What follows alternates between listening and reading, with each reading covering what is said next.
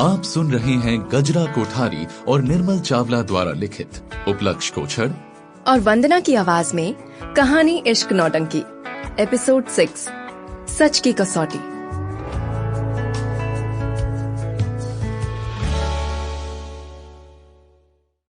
समीर के फोन की स्क्रीन पर आनंदिता मलिक की फोटो पर मॉम कॉलिंग लिखा देखकर पैडी के होश उड़ गए और उसका सिर चकराने लगा। वो वहीं बिस्तर पर बैठ गई। एक पल के लिए उसका दिमाग और शरीर दोनों सुन्न पड़ गए थे। कुछ पल बाद जब पैडी ने होश संभाला तो उसकी दोनों आंखों से आंसुओं की नदी बह गई। उन आंसुओं भरी आंखों से अपने ही पलंग पर सोए हुए समीर की धुंधली सी छवि देखकर पैडी की रूह कांप गई। उसे विश्वास ही नहीं हो रहा था कि जो समीर उस वक्त नींद में इतना मासूम सा दिख रहा था वो दरअसल इतना झूठा और धोखेबाज था। उसने पैडी से इतना बड़ा सच छिपाया।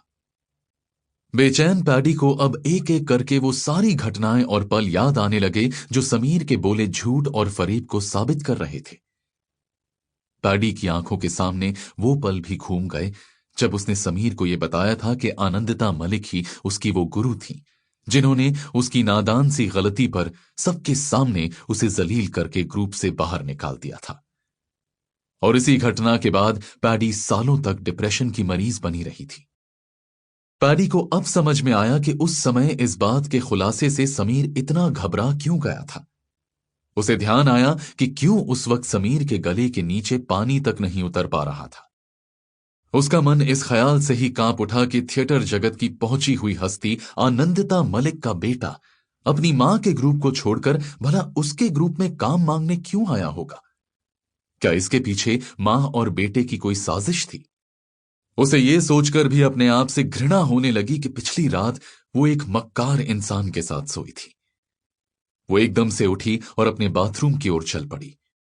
उसके लड़खड़ाते हुए पांव फर्श पर ऐसे घिसट रहे थे जैसे वो अचानक कई मन भारी शरीर का बोझ ढो रही हो।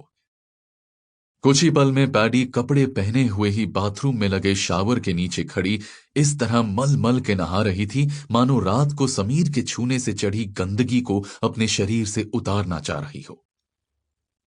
उधर समीर भी नींद से जाग गया था। बिस्तर पर सुस्ताते हुए वो रात को पैडी के साथ बिताए हसीन पलों को याद करके मुस्कुराया। Sample complete. Ready to continue?